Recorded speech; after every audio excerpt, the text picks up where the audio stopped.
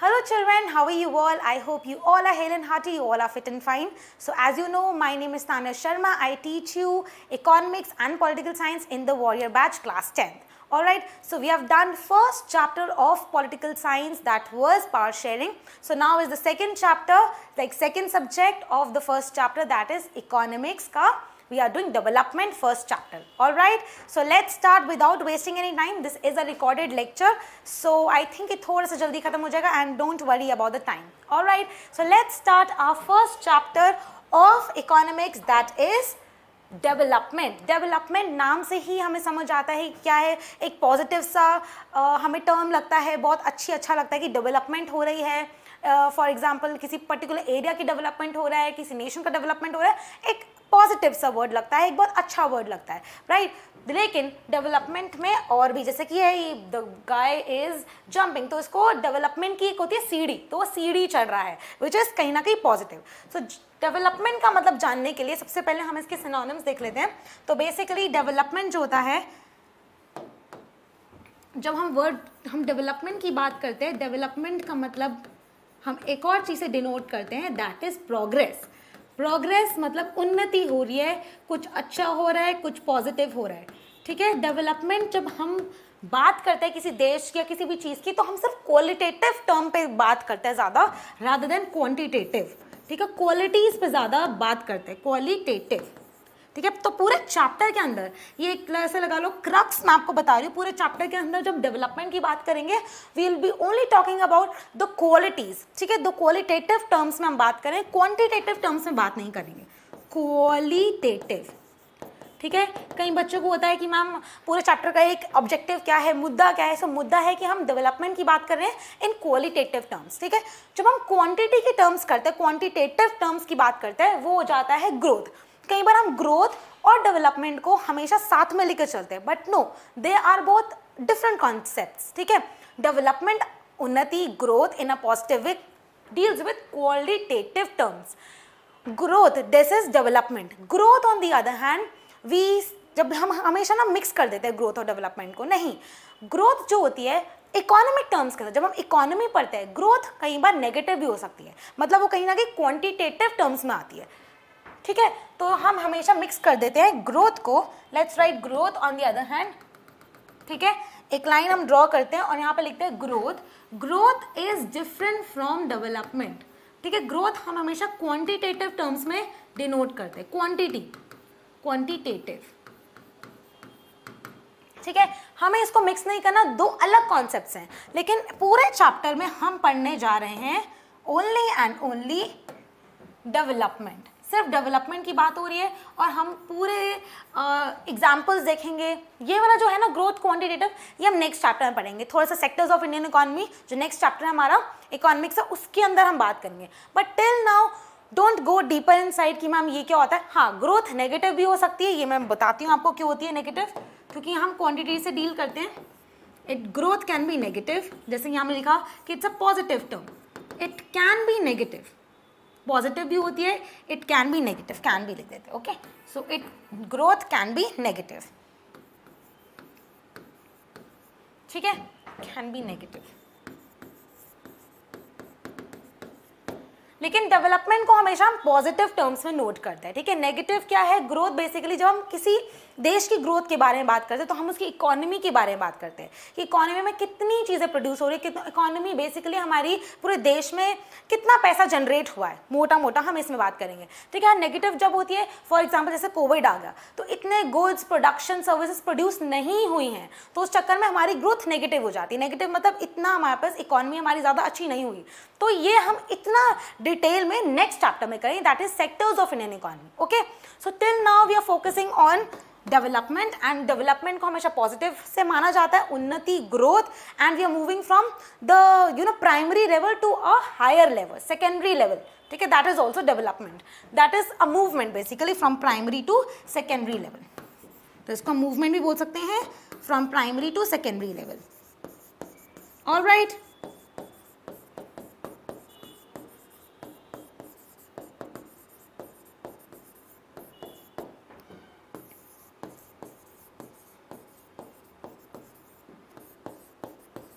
Perfect. Alright, ये हमने समझा इसका मतलब. Now let's turn to one example. ठीक है, एग्जाम्पल दिखाने के लिए सबसे पहले हम 3 पिक्चर्स दिख रही है हमें स्क्रीन पे, हम 3 पिक्चर्स देख रहे हैं क्या है. सो ये हम बोल सकते हैं he is Rajesh and he is, the name of this person is Rajesh and he is a landless rural laborer. Okay, एक ऐसा लेबरर है, रूरल है, ऑफ कोर्स उसके पास लैंड नहीं. He is landless rural labourer. ठीक है, now he is Shivam and this person name is Shivam and he is unemployed youth. मतलब ऑफ कोर्स यूथ है लेकिन इसके पास जॉब नहीं. He is unemployed youth. ठीक है, ये हमने एग्जाम्पल लिया. This is an example. इससे हम क्या निकालेंगे, क्या इसका कंक्लूजन निकालेंगे, we'll see. Okay, next is a rich girl. She is Shanaya and she is, the name of the girl is Shanaya and she is rich urban youth, और बोल सकते हैं girl. Okay, girl and he is a boy. Alright, तो for example हमें 3 example दिए. ऐसे तो कितने सारे लोग होते हैं दुनिया में, है ना. तो हमने सिर्फ 3 एग्जाम्पल्स दिए और 3 एग्जाम्पल्स में हमने ये देखना है कि ये इन कौन है लोग, इनका नाम क्या है एंड ये क्या करते हैं और ये कौन है अभी. ठीक है, इनकी कैटेगरी किस कैटेगरी में फॉल करती है. So he is landless rural labourer, he is unemployed youth and this one is rich urban youth, जो रिच अर्बन फैमिली को बिलोंग करती है. ठीक है, जो रिच अर्बन फैमिली को बिलोंग करती है. परफेक्ट. नाउ अब अगर मैं आपको एक थोड़ा सा वो दूँ, मतलब थोड़ा सा कहते हैं टास्क दूँ ये सोचने के लिए कि इन सब के लिए डेवलपमेंट, हमने मतलब समझा प्रोग्रेस, उन्नति, तो इन सब के लिए डेवलपमेंट गोल्स क्या होंगे. What will be their development goals, कि अभी ये कहाँ है और ये क्या अपने डेवलपमेंट गोल्स सोचते हैं. हम सबके पास अपने कहीं ना कहीं गोल्स होते हैं ना, कि मुझे ये करना है, मुझे वो करना है, तो कहीं ना कहीं वो हमारे डेवलपमेंट गोल्स होते हैं. ठीक है, तो इन सब के लिए डेवलपमेंट गोल्स क्या होंगे, दैट इज योर इंटरप्रिटेशन कि आप कैसा सोचते हो. बट अगर जनरली देखा जाए, ठीक है, तो अगर हम राजेश की सिचुएशन देखते हैं, राजेश की कैटेगरी देखते हैं, he is a landless rural labourer. ठीक है, तो राजेश की अगर हम कैटेगरी देख रहे हैं तो बेसिकली वो क्या चाह रहा होगा, ऑफ कोर्स उसको सबसे पहले चाहिए इक्वालिटी वर्क रिलेटेड. हो सकता है कि ही is not getting equality, equal opportunity of work, which means कि उसको कहीं ना कहीं काम नहीं मिल रहा, किसी और कास्ट को या किसी और सेक्ट को ज़्यादा काम मिल रहा है उसके चक्कर में. राइट, ये हो सकता है कहीं ना कहीं उसको इक्वालिटी चाहिए. On the other hand he also desires for land, उसके पास लैंड ही नहीं है. ठीक है, ही इज लैंडलेस, तो उसको लैंड भी चाहिए और कहीं ना कहीं उसको थोड़ी अच्छे रहने की फैसिलिटीज भी चाहिए. मे बी वो he is not living in a good condition. ठीक है, तो he also need good facilities to live. So basically हम इसका लिए बोल सकते हैं he need facilities regarding living. Okay, इसके अलावा भी जो आप इसके बारे में बताओगे, ऑफ कोर्स इसकी सिचुएशन समझ के according to him these can be his development goals. उनको लैंड चाहिए, उनको क्वालिटी चाहिए, उनको गुड वेजेस भी चाहिए. राइट, लिविंग कंडीशन हम गुड वेजेस लिख सकते हैं कि अगर उनको काम मिले तो उनको पैसे भी अच्छे मिले. Right, so this can be a development goal for Rajesh and Rajesh is a landless rural labourer. ठीक है, तो इस एक्टिविटी एग्जाम्पल में हम क्या कर रहे हैं, basically what are the development goals, and of course this is a recorded lecture but you can also write your answers beneath, comment section. So this is the task basically, what are the development goals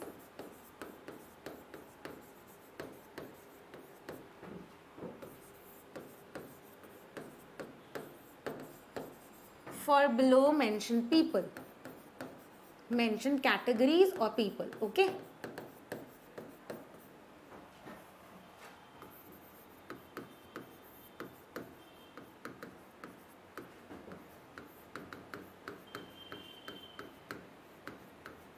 alright, so next is Shivam. He is unemployed youth, of course he need work. इसकी photo से ऐसा लग रहा है he is sad. So what he needs, of course he need a good job, and with good job maybe he needs a good salary also, good job, good package इसको चाहिए कि at least ये कमा सकता है. and of course maybe he need home, है ना, उसको होम भी चाहिए अपनी सैलरी से. तो that is the reason he needs work. तो अगर हम अनएम्प्लॉयड यूथ है, we are young, we are youth, and we are unemployed. So basically what we have to do, we are kind of dependent on our parents, dependent on our family. So इस चक्कर में we need to earn for ourselves, and here he need job, he need good package, अच्छा कमा सके और एक घर खरीद सके, गाड़ी खरीद सके. Of course he might want to own a car also.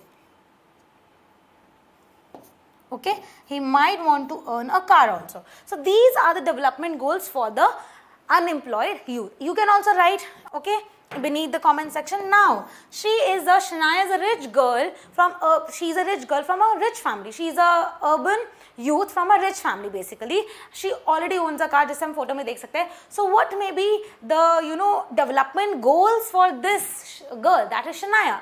So what we can do is, हम सोच सकते हैं as a rich person, and then हम हम क्या कर सकते हैं, हम इमेजिन कर सकते हैं इनकी situation, and then we can understand their goals.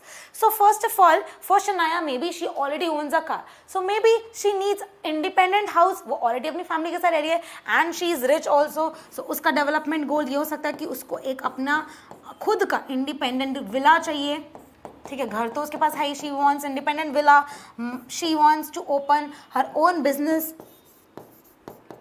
ठीक है, उसको अपना बिजनेस भी चाहिए, अपना खुद का. शी कैन अर्न, वो ऑलरेडी रिच फैमिली से बिलोंग करती है, तो उसको जॉब की जरूरत नहीं है. Maybe she wants to open a business. ठीक है, उसको दूसरी कार भी चाहिए हो सकती है, जिसको हम लग्जूरियस कार बोल सकते हैं. Okay, so this is how we are imagining in the situation. ठीक है, एंड अंडरस्टैंडिंग कि इन सबके अपने अपने गोल्स क्या हैं. तो बेसिकली इस एग्जाम्पल से हम ये शो होता है कि there are different people and different people have different goals. For me, मेरे लिए गोल अलग हो सकता है, आप लोगों के लिए गोल्स भी अलग हो सकता है, मतलब डेवलपमेंट गोल्स, राइट. तो ये इस पूरे एग्जाम्पल ये शो करने के लिए था, विच मीन्स कि कंक्लूजन क्या है, underline conclusion is might be मेरे लिए डेवलपमेंट गोल्स अलग हो और आपके लिए डेवलपमेंट गोल्स अलग हो. So what we have derived from this example कि there are different people. Okay, there are different people. कितने सारे लोग हैं ना दुनिया में. There are different people have different, सबके अपने अपने different people have different development goals. सबके अपने अपने डेवलपमेंट गोल्स अलग हैं. Okay, so different people have different development goals. We have derived this first definition development के बारे में. Different people have different development goals. हर लोग अलग हैं, सबके डेवलपमेंट गोल्स अलग हैं. इतना समझ आ गया, वेरी सिंपल.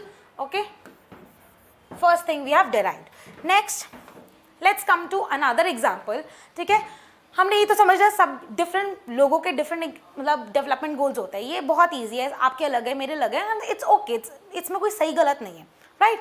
ठीक है, नेक्स्ट पे आते हैं. फॉर एग्जाम्पल अब हम ले रहे हैं इंडस्ट्रीज. ये क्या है, इंडस्ट्रीज. ठीक है, इंडस्ट्रीज में होते हैं इंडस्ट्रियलिस्ट. इंडस्ट्रियलिस्ट जो होते हैं बेसिकली वो क्या करते हैं, एग्जाम्पल है, this is also example. Okay, another example. ठीक है, इंडस्ट्रियलिस्ट होते हैं. इंडस्ट्रियलिस्ट बेसिकली इलेक्ट्रिसिटी जनरेट करने के लिए क्या बनाते हैं, डैम्स बनाते हैं to generate electricity. Okay, industrialist to generate electricity generate करने के लिए वो क्या बनाते हैं, दे नीड डैम्स. ठीक है, उनको क्या चाहिए होता है, डैम्स. दे नीड डैम्स, और वो बेसिकली बहुत ज़्यादा इलेक्ट्रिसिटी चाहिए, तो उसके लिए ज़्यादा डैम्स की जरूरत होती है, मोर डैम्स की जरूरत होती है कभी ना कभी. ठीक है, to generate more electricity we need to open या बिल्ड मोर डैम्स. हमें ज़्यादा डैम्स चाहिए. ठीक है, अब मोर डैम्स बनाने के चक्कर में यहाँ पे तो लग रहा है कि बहुत डेवलपमेंट हो रही है, कि डैम्स बन रहे हैं, इलेक्ट्रिसिटी प्रोड्यूस हो रही है, लोगों के घरों तक इलेक्ट्रिसिटी जा रही है. That is a development goal, right. But that is a development goal for only industrialist. Industrialist का डेवलपमेंट गोल है कि वहाँ पे किसी घर पे इलेक्ट्रिसिटी जानी चाहिए, और इलेक्ट्रिसिटी बनाने के लिए they need more dams. That is a particular, अगर हम देखें दैट इज डेवलपमेंट. बट इस डेवलपमेंट के चक्कर में जो बहुत ज़्यादा डैम बनते हैं, ये तो चलो छोटा सा डैम है, जब बहुत ज़्यादा डैम बनते हैं, और अगर आपने डैम्स देखे तो इतनी बड़ी, बहुत बड़ा लैंड चाहिए होता है डैम्स बनाने के लिए, right. And it needs a lot of space. तो उस स्पेस के लिए हमें बेसिकली क्या करना होता है, हमें ट्राइबल पीपल को डिस्प्लेस करना पड़ता है. सो उस चक्कर में क्या होता है, ट्राइबल पीपल जो होते हैं, ट्राइबल पीपल जो रह रहे होते हैं वहाँ पे, या lots of apart from tribal people also they get this an example. Basically tribal people क्या हो जाते हैं, डिस्प्लेस हो जाते हैं। ओके, डिस्प्लेस मतलब उनके घर तोड़ने पड़ते हैं, उनकी डिस्प्लेसमेंट होती है। अब पता नहीं उनको गवर्नमेंट घर देती भी है नहीं देती, तो डिस्प्लेसमेंट हो जाती है। बेसिकली जहाँ पे उनके घर हैं वो तोड़ दिए जाते हैं और वहाँ पे डैम बना दिए जाते हैं। तो इससे क्या साबित होता है कि अगर एक पर्टिकुलर इंसान के लिए दैट इज अ डेवलपमेंट, तो it can be destructive for the other person. यहाँ पे इंडस्ट्रियलिस्ट बना रहा है डैम, ठीक है, that is a development, but tribal people के तो उनको क्या लेना देना डैम से, उनका तो घर ही चला गया, राइट। तो इससे क्या साबित होता है कि यहाँ एक जगह डेवलपमेंट हो रही है तो वहाँ पे डिस्ट्रक्शन भी हो रही है। सो यहाँ ठीक है, डिस्ट्रक्शन के घर तोड़ दिए जाते हैं, ये तोड़ दिए जाते हैं, ये डिस्प्लेस हो जाते हैं घर से, राइट। तो we are coming to our next line, or we can say conclusion, that development for one, okay, development for one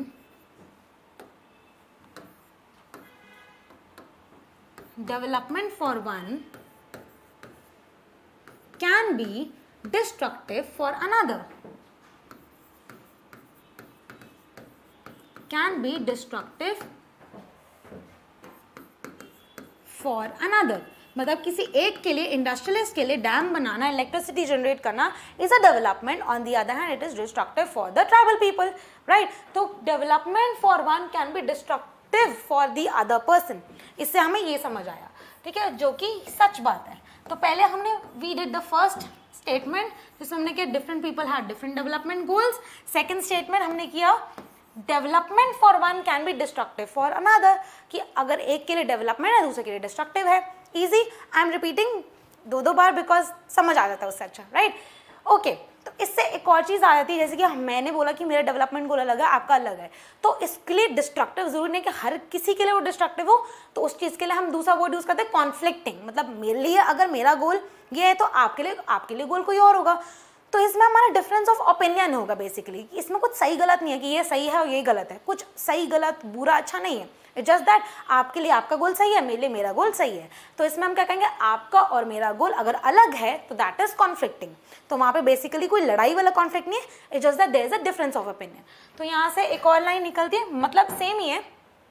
okay, तो development for one can be destructive for another and development goals can be conflicting. Development goals can be conflicting. आपका अलग हो सकता है, मेरा अलग हो सकता है, हम दोनों का अलग अलग है, सेम भी हो सकता है, कोई बड़ी बात नहीं है। सेम है तो then there is no line to be written here, अलग है तो वो कॉन्फ्लिक्टिंग होगा, कॉन्फ्लिक्टिंग, ठीक है। तो यहाँ से एक और हम डेवलपमेंट की स्टेटमेंट निकालते हैं। आई होप यहाँ तक आपको डेवलपमेंट के बारे में कुछ समझ आ रहा होगा कि डेवलपमेंट क्या है, राइट। तो जब हम यहाँ पर ये एग्जाम्पल कर रहे थे, ये वाला एग्जाम्पल, जब हम राजेश के बारे में बात कर रहे थे, हम शिवम के बारे में बात कर रहे थे, हम शनाया के बारे में बात कर रहे थे, तो बेसिकली जब हम ये बात कर रहे थे तो हम मेजर अंडरलाइन नोशन यही था कि कहीं ना कहीं कमाना चाह रहे हैं। वेज क्या होता है, मनी आती है, अनएम्प्लॉयमेंट यूजर्स को जॉब चाहिए, जॉब से पैसा आता है, and of course she is already rich, she wants to open her own business, तो वहाँ से भी क्या आएगा, मनी आएगा, राइट। अब बेसिकली मनी को हम क्या बोलते हैं इकोनॉमिक टर्म्स में, इनकम, ठीक है, इनकम। तो इनकम हो गया हमारा मनी, पैसा, राइट, पैसा। एंड उसके बाद हम ये पढ़ रहे हैं इनकम एंड अदर गोल्स। तो बेसिकली अभी हमने डेवलपमेंट गोल्स पढ़े, ठीक है, सबके अपने अपने होते हैं, आपके अलग होते हैं, you can also right in a comment section. लेकिन इनकम ऑफ कोर्स हम सीख करते हैं ना, income that is money. So money क्या होता है, कहीं ना कहीं हमारे हाथ में पैसा जो बोलते हैं, that is a materialistic thing, है ना। तो मटीरियलिस्टिक हो जाता है पैसा, तो इसको क्या बोलेंगे, money is materialistic, money is materialistic. There are other things, ठीक है, इनकम के अलावा हमारे पास और भी चीज़ें होनी चाहिए जिसको बोलते हैं नॉन मटीरियलिस्टिक थिंग्स। अब वो कौन सी होती हैं, मैं आपको एग्जांपल देती हूँ। For example, I am earning money, ठीक है, मैं जॉब कर रही हूँ, मुझे पैसे मिल रहे हैं, बट अगर मैं बोलूँ I am not happy, so उससे ये साबित होता है कि you are earning money but you are not happy, then what is the point of earning, right तो ऐसा होता है कि अगर मैं कमा रही हूँ बट मैं आई am not well from inside, मैं बीमार रहती हूँ, मैं परेशान रहती हूँ, तो मतलब वो कहीं ना कहीं जो एक एट्रीब्यूट होता है, कमा तो रहे हैं बट लाइफ जी रहे हैं क्या, आर वी लिविंग लाइफ, तो हमारी लाइफ की क्वालिटी क्या है। सो बिल्कुल स्टार्टिंग में आई टोल्ड यू कि here in development chapter we are talking about qualitative terms, ठीक है, क्वालिटेटिव टर्म्स, इसको थोड़ा हाईलाइट करते हैं, ठीक है। Here we are talking about qualitative terms, quality की बात हो रही है, ठीक है, quality, what is the quality of life, quality क्या है, कहते हैं ना कपड़ों की क्वालिटी क्या है, अच्छी क्वालिटी है, बुरी क्वालिटी है, राइट तो यहाँ पे इस एग्जाम्पल में हम यही बात कर रहे हैं कि हमारे पास मनी तो है, then what is the quality of life.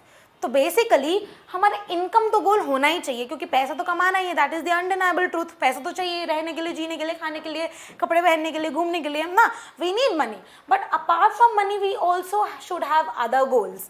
Other goals में सबसे पहला गोल जो मेरा फेवरेट है, my favourite is that is happiness, we should be happy, happiness should be our goal, ठीक है। मनी के अलावा हमारा अदर गोल क्या होना चाहिए, हैप्पीनेस, मैं हैप्पी हूँ, मैं खुश हूँ, तो मेरा मन करेगा लाइफ को जीने का, सो माई क्वालिटी ऑफ लाइफ। तो ये जो अदर गोल्स होते हैं ना, basically they decide the quality of life, ये हमारी क्वालिटी ऑफ लाइफ डिसाइड करते हैं,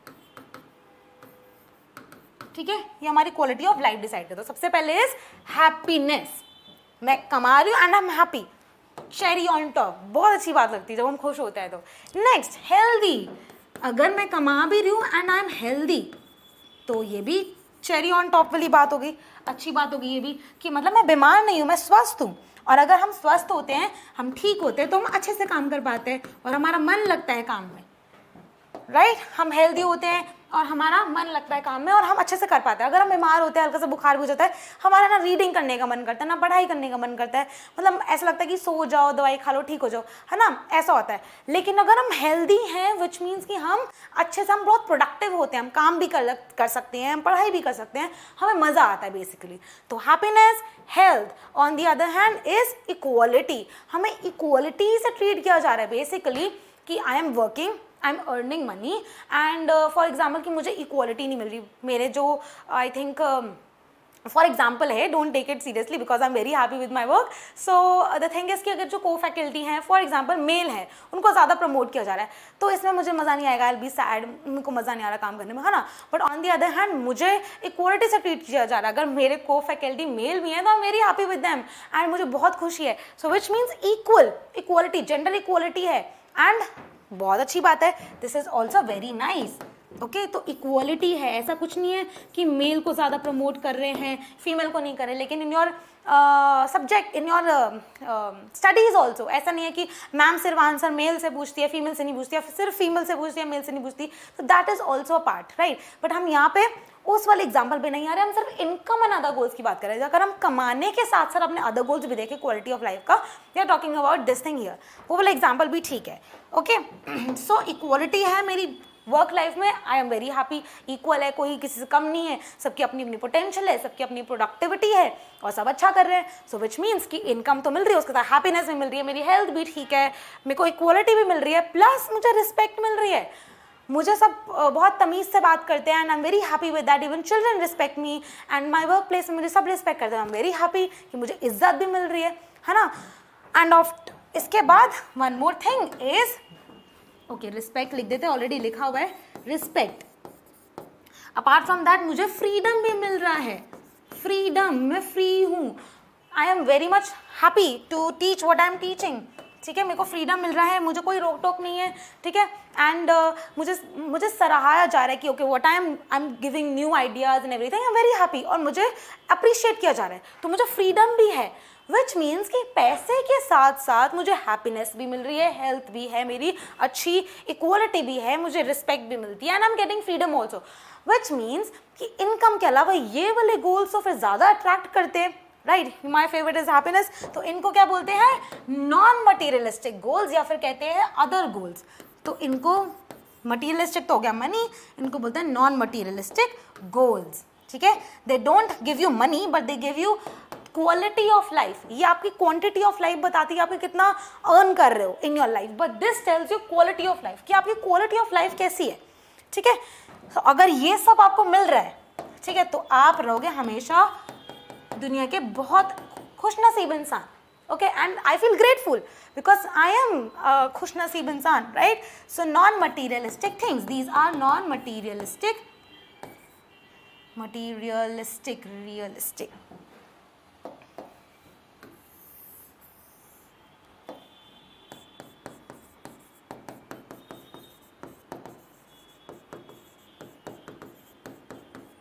Okay, so these are non-materialistic things. So basically अगर हम डेवलपमेंट की बात करते हैं, अपने इंडिविजुअल लेवल की डेवलपमेंट की बात करते हैं, so we need mix of goals. मतलब हमारे इनकम के रिलेटेड गोल्स तो चाहिए, बट हमें ये भी नहीं कि इसमें से एक चाहिए. We need all of this. So basically हमें मिक्स्ड ऑफ गोल्स पे ज़्यादा फोकस करना है. ओके, ये तो समझ आ रहा होगा, वेरी इजी. सो इनकम के अलावा we need happiness also, we need health, freedom, respect, quality. सो ये आपको क्वांटिटी तो नहीं देता है, बट ये तो आपको मटीरियलिस्टिक हाथ में नहीं मिलती. चलो ये हाथ में आपको रिस्पेक्ट दे रहे हैं, ऐसे नहीं होता ना, तो वो मिलती है. That is basically non materialistic. It is not money, तो वी गेट इन हैंड्स, है ना. हैंड्स एज एन की क्रेडिट कार्ड भी है, that is we have debit cards also, online payment है, बट दैट इज मटीरियलिस्टिक कहीं ना कहीं, right. But these things are not materialistic. आपके अकाउंट में नहीं डालते, आपके अकाउंट में थोड़ी सी हैप्पीनेस डाल दिए, ले लो. ऐसे तो नहीं होता ना कि आपके अकाउंट में थोड़ी रिस्पेक्ट डाल दिए, प्लीज ले लो, आपकी ईमेल आईडी पे रिस्पेक्ट दे दी, ऐसे तो नहीं होता. So these all are non materialistic things and these are other goals जो हमको हमारी क्वालिटी ऑफ लाइफ इसके ऊपर डिपेंड करती है. Perfect. And for development we need mixed of goals. ठीक है, डेवलपमेंट के लिए लाइन लिख देते हैं यहीं पर ही. Okay, so for development we seek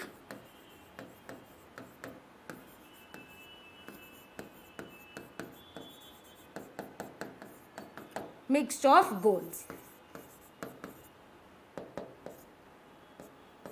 Okay, perfect. Let's proceed to the next slide. And इस स्लाइड में हम पढ़ने वाले, अभी तक हमने इंडिविजुअल लेवल की बात की. आपकी गोल्स, मेरे गोल्स, हम सबके गोल्स कॉन्फ्लिक्टिंग हो सकते हैं, अलग हो सकते हैं, और मनी के अलावा भी हमारे अलग गोल्स हो सकते हैं. That is called mix, that are known as mixed goals. But now हमारी, जैसे कि आपकी और मेरे गोल्स भी डिफरेंट हैं, तो हमारे goals related to national development भी डिफरेंट हो सकते हैं. ठीक है, जब हमने ये लाइन लिखी कि development goals can be conflicting, मतलब हमारे गोल्स हैं डेवलपमेंट के लिए डिफरेंट है. बट अब जब हम नेशन की बात कर रहे हैं, हम एज अ होल इंडिया की बात कर रहे हैं, अपने नेशन की बात कर रहे हैं, हम इंडिया में रहते हैं, हम इंडिया की बात कर रहे हैं, अपने नेशन की बात कर रहे हैं, फॉर दैट ऑल्सो आपके गोल्स अलग हो सकते हैं. जो मैं सोचती हूँ कि इंडिया कैसे डेवलप, मैं मानती हूँ इंडिया को, है ना, कि मेरे लिए अगर मैं अपने नेशन को डेवलप देखना चाहती हूँ तो वो कौन से गोल्स हैं, वो प्लस मैं अलग देखना चाहती हूँगी, आप अलग देखना चाहते होंगे. अगर हमारे सेम हो गए वेल एंड गुड, अगर सेम नहीं है विच मीन्स कि हमारे वहाँ पे भी कॉन्फ्लिक्टिंग हो सकते हैं, बट इसमें कोई गलत बात नहीं है, हो सकते हैं, विच इज़ गुड. ठीक है, so for me I see India developed when everyone is healthy and everyone is healthy. मतलब बेसिकली अगर आप देखो covid situation, we are all under covid, पूरा यूनिवर्स, पूरा वर्ल्ड है, बट देन इंडिया में अगर कोविड आया तो lot of things got hindered, education got hindered, है ना. तो ये सारी चीज़ें apart from education everything got hindered. तो for me every individual is healthy. अगर हेल्थ सब स्वस्थ हैं, किसी को कोई बीमारी नहीं है, कोई कुछ भी नहीं है, everyone is healthy, so they are very productive.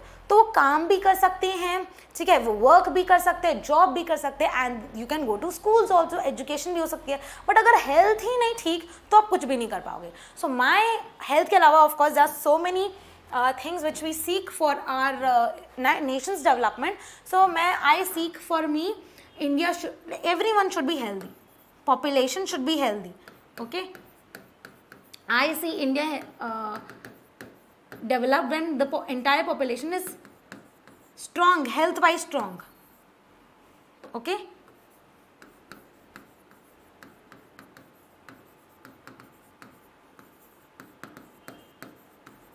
okay, this is my, इसके अलावा ऑफ कोर्स है द फोरमोस्ट रीजन जो मैं देखती हूँ वो दैट इज हेल्थ. हेल्थ को मैं ज़्यादा प्रायोरिटी देती हूँ. ठीक है, हेल्थ आपके लिए अलग हो सकते हैं, ठीक है, which is good.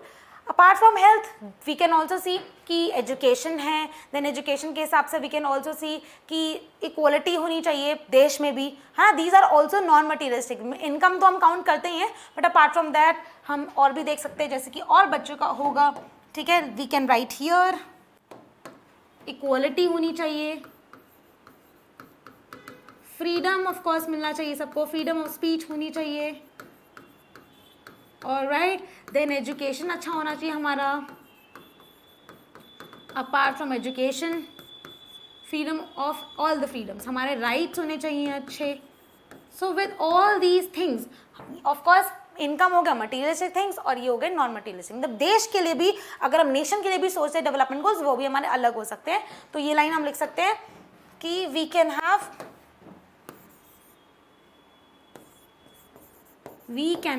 conflicting goals,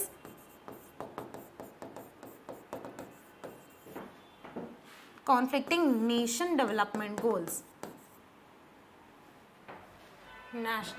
nation development goals।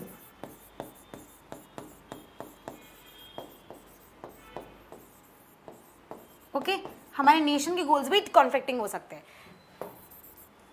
ठीक है, परफेक्ट। सो इतना हमें समझ आ गया। Now let's proceed to the other part of the chapter. I hope I am not taking very fast because this chapter is like this, easy, थोड़ा सा फिर अब थोड़ा सा difficult part आता है। Now how do we compare countries? अब हमें पहली बात है countries compare करनी क्यों है, ठीक है, कंट्रीज हम इसलिए कंपेयर करें क्योंकि हमारे चैप्टर का नाम क्या है, डेवलपमेंट। तो हमें ये देखने के लिए कि कौन सी कंट्रीज ऐसी हैं जो डेवलप्ड हैं, कौन सी ऐसी कंट्रीज हैं जो नॉन डेवलप्ड हैं या जो डेवलप्ड अभी हो रही हैं और डेवलपिंग हैं, ठीक है। तो इसलिए हम कंट्रीज को कंपेयर करते हैं, ठीक है। कंट्रीज को कंपेयर क्यों करते हैं, basically to know their status, ठीक है। Why do we compare, question आ रहा है क्यों कंपेयर करते हैं, because to know their status of development. Chapter के नाम पे आ जाओ, स्टेटस ऑफ डेवलपमेंट की कितनी डेवलप्ड है हमारी देश या किसी और की देश, ओके ओके।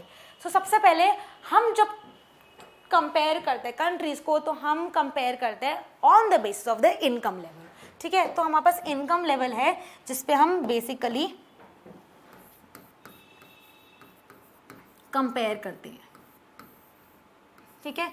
और कैसे कंपेयर करते हैं, टोटल इनकम। तो टोटल इनकम क्या होती है, बेसिकली टोटल इनकम रेजिडेंट्स की इनकम को काउंट कर देते हैं, जो जितने भी लोग रह रहे हैं, जैसे कि हम इंडिया ले रहे हैं, तो इंडिया में जितने भी पॉपुलेशन रह रही है उन सब की हम इनकम, मतलब जो भी उनकी वो जॉब से जो भी कमा रहे हैं उनको जोड़ के हमारी कंपनी की टोटल इनकम बन जाती है, ओके। सो कंपनी क्या है, हमारी कंट्री की टोटल इनकम बन जाती है, okay. What is income, income में हम क्या काउंट करते हैं, total income. And what is total income, total income क्या होती है, टोटल इनकम होती है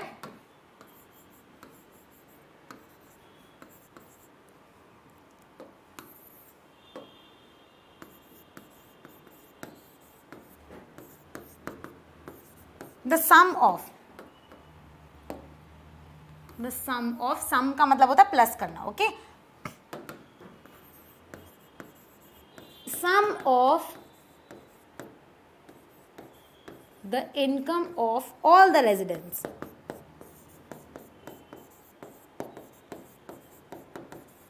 of the country is known as their total income, ठीक है। समझ आया इतना समझो कि हम फर्स्ट ऑफ ऑल कंपेयर क्यों करते हैं कंट्रीज को हम कंपेयर क्यों कर रहे हैं, because to know their status of development, कौन सी कंट्री ज्यादा डेवलप्ड है, कौन सी कंट्री कम डेवलप्ड है, कौन सी कंट्री अभी डेवलप हो रही है, ठीक है। नेक्स्ट इज किस बेसिस पे करते हैं, the only basis is income, ठीक है। इनकम में हम टोटल इनकम काउंट करते हैं। टोटल इनकम क्या होती है, the sum of the income of all the residents, सारे रेजिडेंट्स की इनकम को हम प्लस करते हैं, वो हमारी एक तरह से टोटल इनकम बन जाती है। बट टोटल इनकम काउंट करना इज अ हैसल, मतलब बहुत ज़्यादा बड़ा टास्क हो जाता है। ऐसे तो बहुत ज़्यादा हम कहते हैं ना कि बहुत बड़ा अमाउंट आ जाता है, and it is very difficult to count the total income. तो इसीलिए एक और कहते हैं हमने एक आइडिया निकाला है कि टोटल इनकम करना तो बहुत ही हैसल हो जाएगा, बहुत ही मैसी हो जाएगा, इतनी सारी इनकम बन जाएगी, कितने सारे हम नंबर्स कैलकुलेट करेंगे, ठीक है। तो इससे हम क्या करते हैं, एक और चीज़ निकालते हैं, दैट इज एवरेज इनकम, ठीक है। तो हम ये नहीं निकाल पाते because it is very time consuming हो जाता है, तो इसलिए हम निकालते हैं एवरेज इनकम। क्या निकालते हैं? Average income. अब एवरेज इनकम क्या होता है? एवरेज इनकम क्या होता है बेसिकली, तो ये निकालना थोड़ा सा डिफिकल्ट हो जाता है, तो इसलिए वी टेक आउट कंट्री की एवरेज इनकम। ठीक है, क्यों निकालते हैं average income? Because total income करना एक हैसल हो जाता है, it becomes very difficult to calculate the total income, बहुत बड़ा नंबर आ जाता है। ठीक है, तो एवरेज इनकम को हम क्या करते हैं बेसिकली कैलकुलेट करते हैं। अब एवरेज इनकम बेसिकली क्या होती है, कितना इंसान एक पर्टिकुलर साल में कितना अर्न कर रहा है, एक पर्टिकुलर बंदा, ठीक है, वो हमारा एवरेज निकालता है कि ये इंसान एक साल के अंदर इतना अर्न कर रहा है, इतना अमाउंट, तो हमारी एवरेज इनकम निकल जाती है। फिर हम उससे कंपेयर कर सकते हैं कंट्रीज की कि यहाँ पे इस पर्टिकुलर कंट्री में हमारा एवरेज बंदा इतना कमा रहा है, इस पर्टिकुलर कंट्री में एक उनका एवरेज बंदा इतना कमा रहा है, मतलब एक इंसान इतना कमा रहा है और फलान धमकान कंट्री में इतना इतना कमा रहे हैं, तो उससे हम कंपेयर कर सकते हैं रादर देन बहुत बड़े अमाउंट से, बहुत बड़ी इनकम से। ठीक है, तो एवरेज इनकम कैसे करते हैं बेसिकली, टोटल इनकम। अब इसका एक फॉर्मूला होता है, फॉर्मूला ओके, तो इसका फॉर्मूला कैसे होता है, टोटल इनकम, एवरेज इनकम का एक फॉर्मूला होता है। कैसे निकालता है एवरेज इनकम, अच्छा ऐसे लिख देते हैं, total income of the country मतलब ये हो गई टोटल इनकम, ठीक है, कंट्री की, डिवाइडेड बाय इट्स पॉपुलेशन जितने भी लोग रह रहे हैं उससे डिवाइड कर देंगे, तो जो इज इक्वल टू निकलता है वो हमारी एवरेज इनकम होती है। ठीक है, अब एवरेज इनकम का एक और नेम होता है, फॉर एग्जाम्पल जैसे कि इसका ऐश्वर्या नेम है तो उसका नेम हो गया ऐश, राइट, तो दो नाम, बंदा तो एक ही है लेकिन नाम दो हो गए, तो ऐसे ही एवरेज इनकम का एक और नेम है एंड दैट नेम इज पर कैपिटा इनकम। ठीक है, एवरेज इनकम का एक और नेम है और उसका नेम क्या है, average income is also known as per capita income. Same नाम है तो आई थिंक इसी से लिख देते हैं, एवरेज इनकम को पर कैपिटा भी इनकम बोलते हैं in economic terms.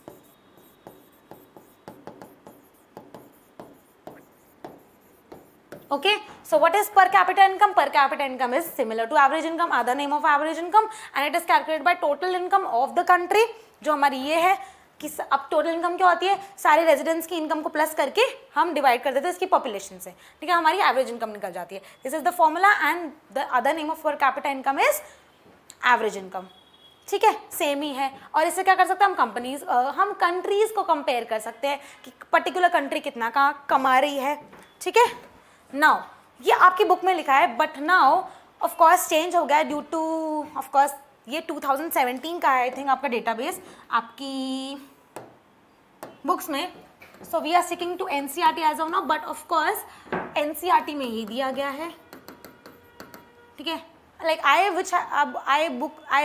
Had a book जिसमें ये था, आई थिंक आपकी बुक में भी होगा, but if you see the current one it is change and I want you to find out और कमेंट में लिखो कि कौन सा चेंज हो गया, because you will also get to know कि कितना चेंज हो गया है। ठीक है, इससे थोड़ा सा चेंज हुआ है, ज्यादा नहीं हुआ, तो हम बेसिकली ये निकाल लेते हैं, दिस इज पर capita income of the country. ठीक है, of basically the countries.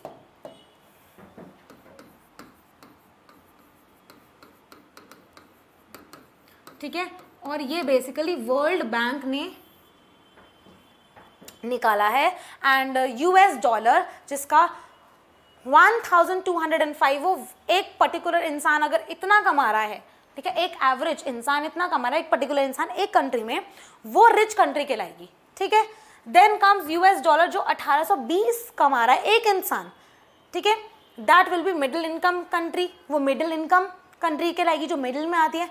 And then is US dollar 955, particular इंसान इतना कमा रहा है, that is the average income, ये हमारी लो कंट्रीज में आ जाएगी। इन कंट्रीज को हम कभी कभी बोल देते हैं, इन कंट्रीज को हम बोल देते हैं। ठीक है, तो ये बेसिकली हमको डेटा दिया गया है, तो यूएस डॉलर्स में इसलिए कंपेयर करते हैं सारी, मतलब ये जो पर कैपिटा इनकम होता है यूएस डॉलर में ही होता है, because it makes very uniformity और ये इजियर बना देता है, that is the reason US dollar में होता है। ठीक है, सो फर्स्ट ऑफ ऑल ये जो रिच कंट्रीज है इनको डेवलप्ड कंट्रीज भी बोलते हैं। डेवलप्ड यूएस डॉलर तो 1205 कमा रहे हैं, लेकिन अब के यू विल सी 12 समथिंग हो गया है ज़्यादा, ठीक है। नाउ मिडिल इनकम कंट्रीज कौन सी हैं? 18-20, जो यूएस डॉलर 18-20 कमा रही हैं, इनको बोलते हैं डेवलपिंग कंट्रीज, डेवलपिंग कंट्रीज, ठीक है। तो India comes under developing countries, still it comes under developing countries. Next is 955 US dollar कमा रही है एक इंसान, उसको बोलते हैं लो इनकम कंट्रीज है, उसको बोलते हैं पुअर कंट्रीज या अंडर डेवलप्ड। पुअर भी बोलते हैं और बोलते हैं अंडर डेवलप्ड।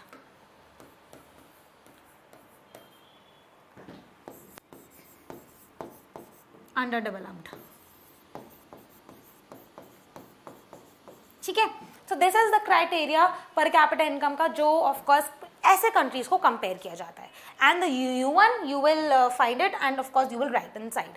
ओके, नाउ अभी हमने एवरेज इनकम पढ़ा कि एवरेज इनकम से हम क्या कर सकते हैं, कंट्रीज को कंपेयर कर सकते हैं। But average income hides disparities. Okay, high disparities मतलब एवरेज इनकम भी के भी मेरिट्स तो है जो हमने पढ़ लिया, डीमेरिट्स भी होते हैं। डीमेरिट्स मतलब disadvantage.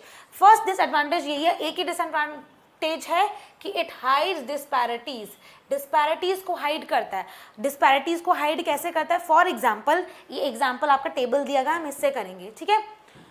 Okay, for example let us consider 2 countries, हम 2 कंट्रीज को कंसिडर कर रहे हैं, ए एंड बी, ठीक है। दोनों में 5 सिटीजन हैं, मतलब टोटल पॉपुलेशन हम करेंगे 5, ठीक है।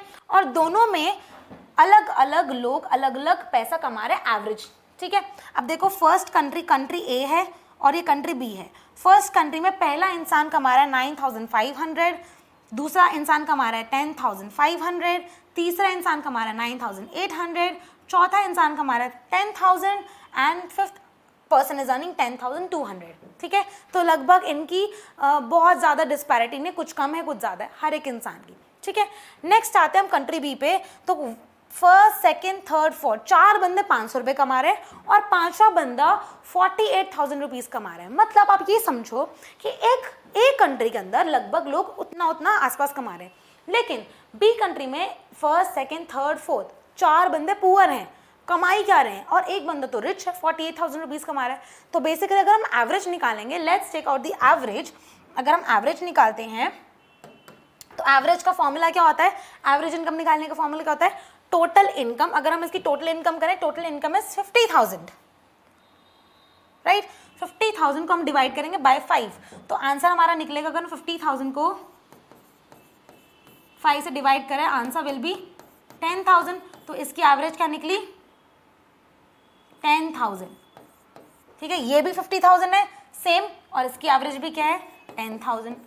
एवरेज इनकम तो यही बताता है ना कि पर्टिकुलर इंसान क्या कमा रहा है। तो पर्टिकुलर इंसान 10,000 रुपये कमा रहा है उस हिसाब से। तो बट अगर हम असलियत देखेंगे, असलियत में तो 4 बंदे यहाँ पे, अच्छा फर्स्ट वाले में लगभग इतना ही है, बी कंट्री में 4 बंदे लगभग क्या, 4 बंदे पुअर हैं, 500 रुपये कमा रहे हैं एंड 48,000 फिफ्थ बंदा कमा रहा है, विच मीन्स की एवरेज इनकम एवरेज तो बताता ही है, बट असलियत में जो होता है वो नहीं होता वो। तो इसलिए वो हाइड डिस्पैरिटीज, जो भी डिस्पैरिटीज होती है वो उसको हाइड करता है, छुपा देता है, ठीक है।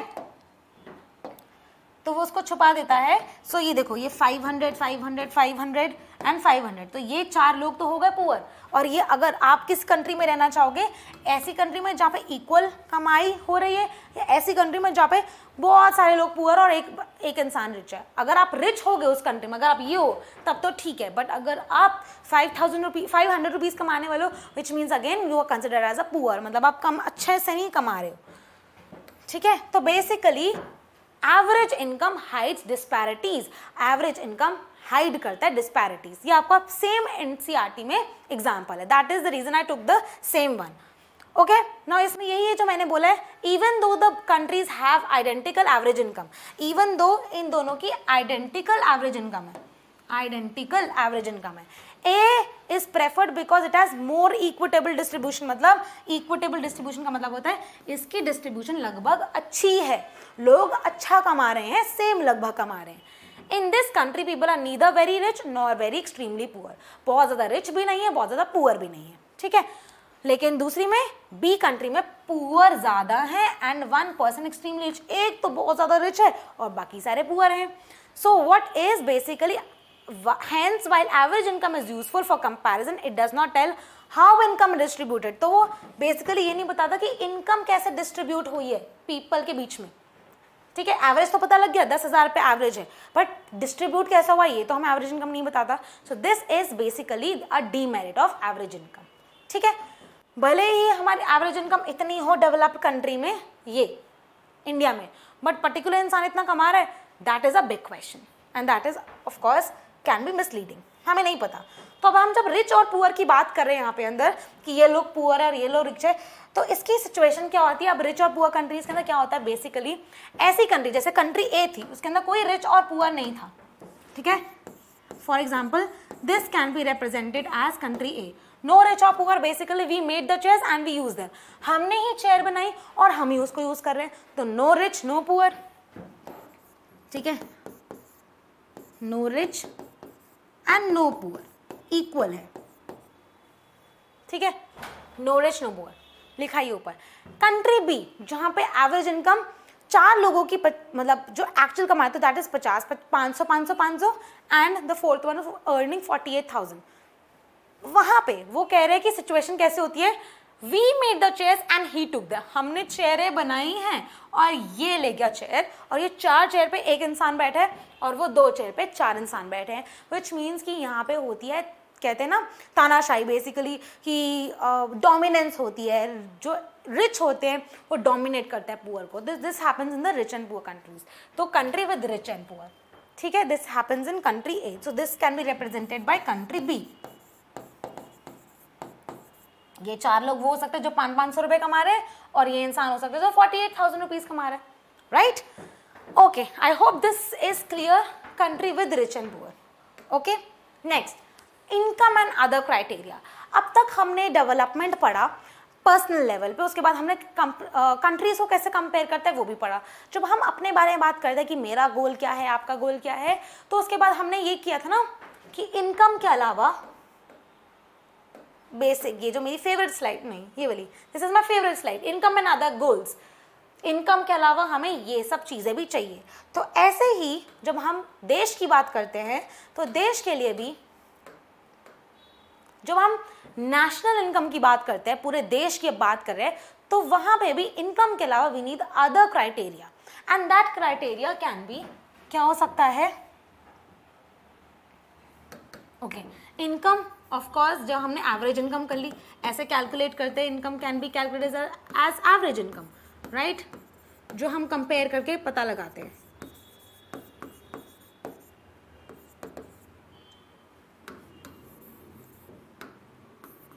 जिससे हम कंपेयर करते हैं. राइट, अदर क्राइटेरिया कैसे होता है, जैसे हमने इंडिविजुअल लेवल पे गोल्स किए थे, हैप्पीनेस, फ्रीडम. ठीक है, एंड दिस मैंने आपको थोड़ा बहुत यहाँ पे भी पढ़ा दिया. ये no no no no no no this one, equality, freedom, education. These can be other criteria जहाँ पे हम जज कर सकते हैं कि हमारी कंट्री डेवलप्ड है कि नहीं है. ठीक है, okay.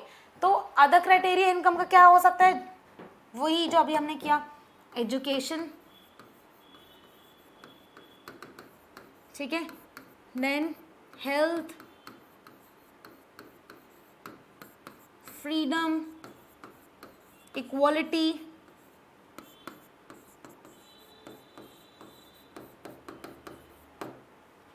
but here we will only focus on education and health. These are counted as the top 2 priorities जो हम जब देश की डेवलपमेंट की बात करते हैं अपार्ट फ्रॉम इनकम, तो वी आर कैलकुलेटिंग दिस. ठीक है, तो इतना समझ आया. ये पूरे चैप्टर में हम ऐसे ही करेंगे. Now let's come to an example from your book. That is, I think यहाँ पे भी थोड़ा सा नंबर्स को लेके उल्टा पुल्टा हो सकता है, बिकॉज कईयों की बुक्स में कुछ और प्रिंट है, कईयों की बुक्स में कुछ और प्रिंट है. So this is the latest one. Okay, तो बोल सकते हैं कि Haryana. So now what we are taking, we are taking per capita income of selected states. तो 3 स्टेट्स का हम सिलेक्ट कर रहे हैं, Haryana, Kerala and Bihar. Okay, we are taking 2 states, Haryana, Kerala and Bihar. 3 states, not 2 states, 3 states, Haryana, Kerala and Bihar. और हम पर कैपिटा इनकम देख रहे हैं. पर कैपिटा इनकम मतलब पर कैपिटा इनकम, एवरेज इनकम, एक इंसान की इनकम क्या है. तो एक इंसान की हरियाणा के अगर हम देखें तो दैट इज 1,80,000 एंड 174 रुपीज एक बंदे की इनकम है. Okay, on the other Kerala में अगर हम देखें केरला में देखें 1,63,475 रुपीज़ इन रुपीज़ है। बिहार में देखें 34,409 रुपीज़, ठीक है, इतना है। तो देखा जाए तो पर कैपिटा इनकम अगर हम एक स्टेट की देखें जिसकी ज़्यादा है, दैट इज़ हरियाणा। हरियाणा की बहुत ज़्यादा है, बट ये तो इनकम की बात हो गई है ना, इनकम की बात होगी। इनकम तो हम समझ लिया हमने, that is materialistic, that is of course undeniable truth की इनकम है। बट इसका अदर क्राइटेरिया क्या है? क्या हरियाणा के लोग स्वस्थ हैं? क्या हरियाणा के लोग स्कूल जाते हैं? हरियाणा के बच्चे स्कूल जाते हैं? हरियाणा स्टेट के सारे बच्चे स्कूल अटेंड करते हैं? लेट्स डिग इनटू दैट, ठीक है। ओके, सो सबसे पहले अगर हम इनकम और अदर गोल्स की बात करते हैं, अदर गोल्स के अंदर हम 3 गोल्स देखते हैं यहाँ पे। First is infant mortality rate, second is literacy rate and third is net attendance ratio, ठीक है, ठीक है। 1, 2, 3 ये अदर क्राइटेरिया माना जाता है। अदर क्राइटेरिया माना जाता है हेल्थ और एजुकेशन को रिलेटेड। ओके, तो first is infant mortality rate. Infant mortality rate क्या होता है? बेसिकली IMR भी बोलते हैं इसको, indicates the number of children that die before. Infant mortality rate, infant छोटे बच्चों की डेथ की बात हो रही है, ठीक है। Those children that die before the age of 1 year, 1 साल की भी नहीं होते वो और वो मर जाते हैं, ठीक है। विच मीन्स ऑफकोर्स कि मदर की हेल्थ अच्छी नहीं होगी, या तो देखो कई बार तो होता है कि जस्ट हैपन्स, ठीक है, because of some what reason, but कई बार मोस्टली ऐसा भी हो सकता है कि mother is not capable of health wise strongly, that is the reason कि ये चीज़ हुई है। मदर की कहते हैं ना जच्चा और बच्चा, हिंदी में बोलते जच्चा और बच्चा, विच मीन्स कि मदर एंड द चाइल्ड दोनों की हेल्थ वाइज अच्छे होने चाहिए। दैट इज वाई कि जो न्यू बॉर्न बेबी होते हैं उनके अंदर भी स्ट्रांगनेस, उनके अंदर भी हेल्थ अच्छी होती है अगर मदर की हेल्थ अच्छी हो तो। That is the reason pregnancy के टाइम पे मदर्स को बहुत अच्छे से खिलाया जाता है ताकि इन्फेंट मोर्टालिटी रेट ना हो, इन्फेंट IMR ना हो। सो इन्फेंट मोर्टालिटी रेट क्या होता है? Indicates the number of children that die before the age of 1 year as proportion to 100 live children born in that particular year. 1 साल के अंदर अगर एक पूरे साल के अंदर 1000 बच्चे पैदा हो रहे हैं तो उसके अंदर से जितने बच्चे मर रहे हैं, ठीक है, उस पर्टिकुलर ईयर के अंदर उसको बोलते हैं इन्फेंट मोर्टालिटी रेट।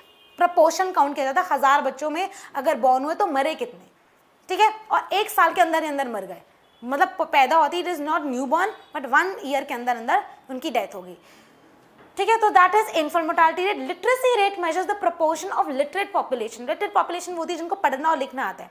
एजुकेशन वो होती है कि जो आप रिसीव करते हो after that, like 10th 12th and then college and then after college higher studies, that is called your education. But literate only means आपको लिखना, राइटिंग एंड पढ़ना आता है एंड रीडिंग करना आता है, ठीक है। ऑफ कोर्स वो भी किससे मेजर किया जाता है? 7 एंड अबव एज ग्रुप से, बिकॉज ऑफ कोर्स जब हम 6 साल के होते हैं तो हम फर्स्ट में होते हैं, है ना, तो बेसिकली वहाँ पर बच्चा पढ़ना सीखता है। 7 साल से बच्चा सेकंड में हो जाता है तो उसको अपना नाम लिखना, है ना, अपना नाम के अलावा पापा का नाम लिखना, नंबर्स लिखना, ये लिखना पढ़ना आ जाता है इफ़ अ बच्चा इज गोइंग टू स्कूल। तो 7 साल से लेके अबव पॉपुलेशन अगर उनको लिखना पढ़ना आता है, दैट इज लिटरेट पॉपुलेशन। उसके अलावा आता है net attendance ratio. Net attendance ratio होता है कि बच्चे कितने स्कूल जा रहे हैं, स्कूल बना दिए, बच्चे अटेंड नहीं करे, फायदा क्या? So net attendance ratio tells you कि how many children, total number of children 14 से लेके 15 एज ग्रुप के ईयर्स के they are attending school as a percentage of the total number of children the same age group. इसी age group के अंदर कितने बच्चे स्कूल अटेंड कर रहे हैं। तो बेसिकली दिस इज इनकम के अलावा अदर क्राइटेरिया। यहाँ पे हमने इनकम पढ़ी, ठीक है, इनकम हरियाणा की सबसे ज़्यादा है, केरला की नॉर्मल है, बिहार की सबसे कम है। यहाँ पे हम अदर क्राइटेरिया देखेंगे, अभी देखते हैं। So some comparative data on Haryana, Kerala and Bihar जो अभी हम पढ़ेंगे। ओके, सबसे पहले हम देख रहे हैं हरियाणा में कितना है। सो इन्फेंट मोर्टालिटी रेट अगर हम देखें तो हरियाणा के अंदर 30 है, मतलब ज़्यादा है, ठीक है। 1000 अगर लोग पैदा हुए तो 30 लोग मरे भी हैं। केरला में ओनली 10 है, विच मीन्स कम लोग मरे हैं as compare to Haryana. Bihar में ज़्यादा लोग मरे, मतलब बच्चे 35 children of the age group 1 year में ही उनकी डेथ होगी, तो बिहार में भी ज़्यादा है। अब लिटरेसी रेट की बात हो रही है, कितने लोगों को पढ़ना और लिखना आता है। तो अगर हम हरियाणा को देखें तो हरियाणा में सिर्फ 82 लोगों को पढ़ना और लिखना आता है, ठीक है, परसेंट 82%। केरला में 94%, विच मीन्स इसका लिटरेसी रेट हाई है। एंड देन बिहार में 62, विच मीन्स इनका भी लिटरेसी रेट अबव एवरेज है, 62 है, good. Next net attendance ratio अगर हम देखें तो नेट अटेंडेंस रेशियो मतलब कितने लोग स्कूल जा रहे हैं 14 से 15 ऑफ ईयर्स ऑफ एज, ठीक है, पर 100 बच्चा। तो देखा जा रहा है कि हरियाणा में कम बच्चे स्कूल जा रहे हैं, केरला में ज़्यादा जा रहे हैं, बिहार में 43 जा रहे हैं, तो यहाँ पे भी कम जा रहे हैं, विच मीन्स कि हरियाणा में अगर हरियाणा के अंदर इनकम ज़्यादा है तो उस हिसाब से अदर क्राइटेरिया भी ओके है, बहुत ज़्यादा अच्छे नहीं हैं। केरला में देखें कि अगर इनकम नॉर्मल है लेकिन उसका लिटरेसी रेट बहुत अच्छा है और स्कूल भी बच्चे अटेंड कर रहे हैं, इन दोनों में से ज़्यादा कंपेयर करेंगे तो। लेकिन बिहार में इनकम कम है, लिटरेसी रेट ठीक है, मतलब अच्छा नहीं बोलेंगे, it is good, okay, and net attendance ratio is low, Haryana से भी कम है, मतलब बिहार के अंदर लोग बच्चे कम पढ़ रहे हैं। दिस इज नॉट टू जज the states of the country, it is just an example. I know the students studying from Bihar, Kerala, Haryana, everyone is studying, but this is only an example to show you the analysis. ठीक है, ये example के तौर पे लेना है इसको, don't be personal, ठीक है। तो ये एग्जाम्पल के एनसीईआरटी में दिखाया है, don't take it personal. I know things have changed, ये पुराना एग्जाम्पल है, just to show you that हो सकता है कि किसी कंट्री की इनकम ज़्यादा हो, बट ठीक है, ये दिखाने के लिए हो सकता है कि किसी की पर कैपिटा इनकम, हर इंसान जो एवरेज इनकम कमा रहा है वो ज़्यादा हो लेकिन अदर क्राइटेरिया अच्छा ना हो सकता है कि पर कैपिटा इनकम अगर कम हो तो मतलब लोग कम कमा रहे लेकिन उनकी लिविंग कंडीशंस बहुत अच्छी हो, ये दिखाने के लिए भी एग्जाम्पल है, don't take it personally, okay,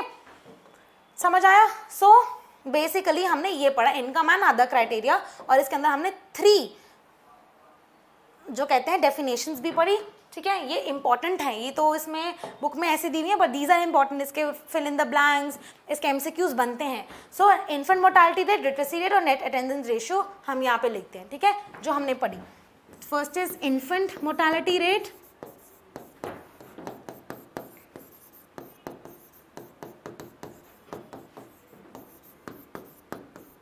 IMR,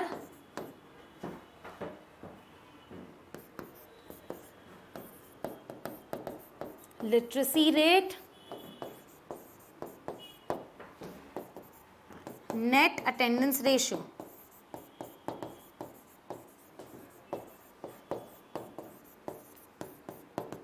पर कैपिटा इनकम के हिसाब से हम ये चीजें देखते हैं। So infant mortality rate, literacy and yes, infant mortality rate comes under health, ठीक है, और लिटरेसी रेट और net attendance ratio comes under education, ठीक है, इन दोनों को हमने लेके चला।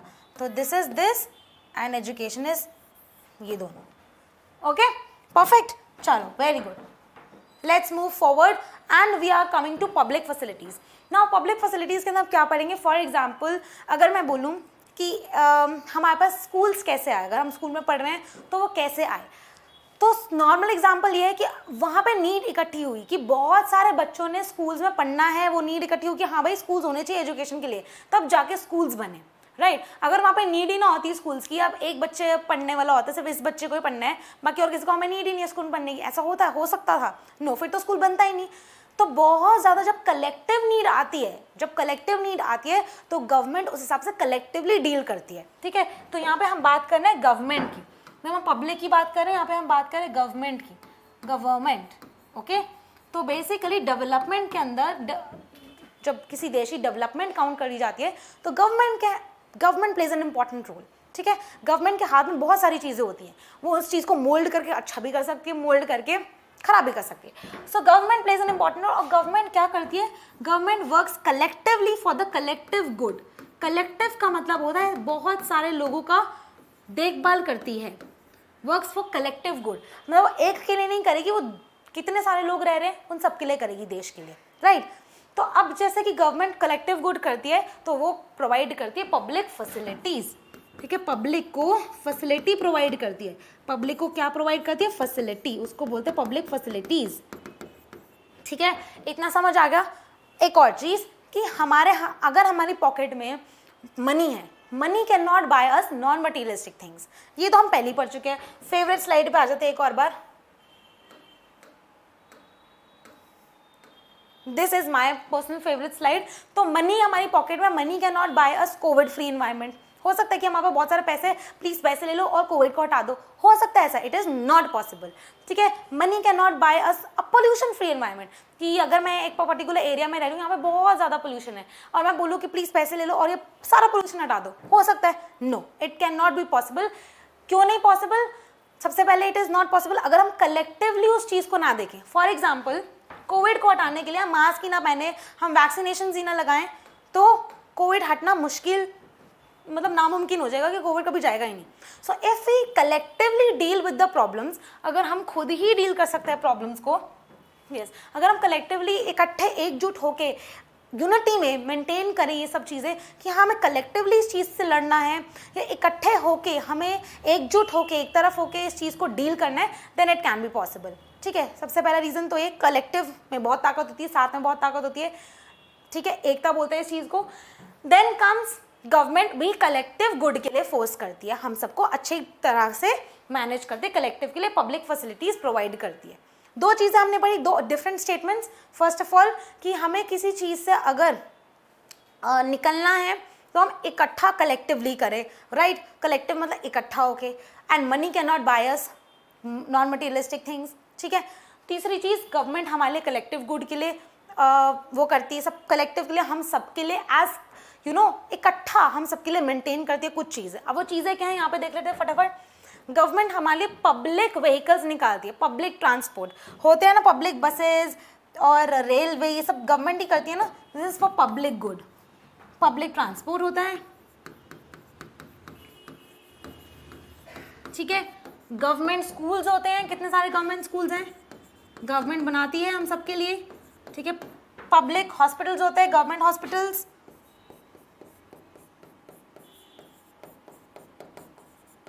तो बेसिकली जो गवर्नमेंट इस समय प्रोवाइड करती है, या तो ये फ्री ऑफ कॉस्ट होता है या तो लो इनकम पे होता है, लो प्राइस पे होता है, मतलब इसमें बहुत ज़्यादा आपको फैसिलिटी तो प्रोवाइड कर रही है but at a low cost और फ्री ऑफ कॉस्ट, या तो फ्री ऑफ कॉस्ट होता है या तो कम पैसों में होता है, ठीक है। ये हमें गवर्नमेंट प्रोवाइड करती है।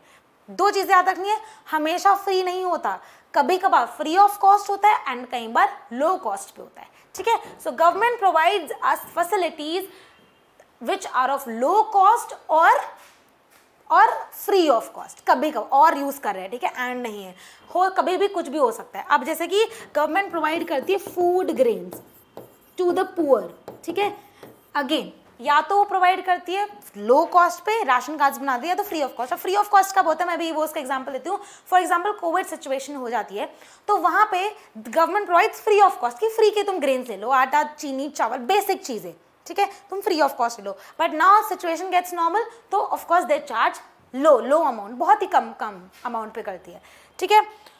ये करती है गवर्नमेंट, और ये किसके लिए करती है, कलेक्टिव गुड के लिए करते हैं। और इस सिस्टम को कहते हैं, ये तो सब आपको पता है, ये हम चैप्टर में पढ़ रहे हैं फूड ग्रेन्स के बारे में, इसको बोलता है, इसको गवर्नमेंट बोलती है PDS, public distribution system. P से पब्लिक, डी से डिस्ट्रीब्यूशन, ऐसे system, public distribution system. Basically government क्या प्रोवाइड करती है, लो कॉस्ट पे या फ्री ऑफ कॉस्ट पे फूड ग्रेन्स प्रोवाइड करती है पुअर पीपल को, ताकि वो अच्छे से उनकी हेल्थ मेंटेन हो पाए, ठीक है। हेल्थ पे फोकस कर रहे हैं कि उनकी हेल्थ स्वस्थ अच्छी रहे, वो लोग अच्छा खाएं और खाएं, बेसिकली ऐसे नहीं कि भूखे पेट सोने जा रहे हैं तो खाएं। So government takes care of people, बोला जाता है कि टेक केयर करते, कई बार नहीं कर पाती, तो we can also debate on that. And Udaan reloaded children, they know we talk about government and everything, है ना, हम करते हैं बहुत सारी बातें, मॉरल साइंस की बातें भी करते हैं। ऑल राइट, उड़ान reloaded and the other children warrior batch वाले पब्लिक फैसिलिटीज ये होती हैं, ठीक है, जिसके अंदर हम पीडीएस पढ़ा, जो कि एक इंपॉर्टेंट एलिमेंट है जो हमें गवर्नमेंट प्रोवाइड करती है। अब पीडीएस जब हम पढ़ रहे हैं, पब्लिक डिस्ट्रीब्यूशन सिस्टम पढ़ रहे हैं, कई स्टेट्स में PDS is followed very nicely, which means कि पीडीएस अच्छा फॉलो हो रहा है, बहुत सारे लोग खा रहे हैं, अच्छा स्वस्थ हैं, बीमार नहीं है, भूखे पेट सो नहीं रहे हैं, ठीक है, लोग खाना खा रहे हैं। तो वहाँ की इस चीज़ से, सिर्फ क्योंकि गवर्नमेंट भूखा नहीं रहने दे रही किसी को, इस चीज़ से उनका हेल्थ सेक्टर इज गुड, बीमार नहीं है ज़्यादा लोग। कई स्टेट्स में पीडीएस को फॉलो ही नहीं करते, ठीक है, तो बहुत सारे जो राशन शॉप्स हैं वो माल ही नहीं देते आगे, पीपल को नहीं देते हैं, कई बार पीपल भी उस चीज़ का फ़ायदा उठा लेते हैं, बेच देते हैं. सो विच मीन्स वो अच्छे से फॉलो नहीं हो रहा, वहाँ पे बेसिकली लोग खाना नहीं खा रहे हैं. If they are not eating food, they are not healthy enough, and then they are malnutrition. अब मैल न्यूट्रिशन की बात हो रही है, लोग स्वस्थ नहीं हो रहे हैं, तो इससे एक और चीज़ निकल के आती है, दैट इज़ BMI. BMI की फुल फॉर्म होती है बॉडी मास इंडेक्स.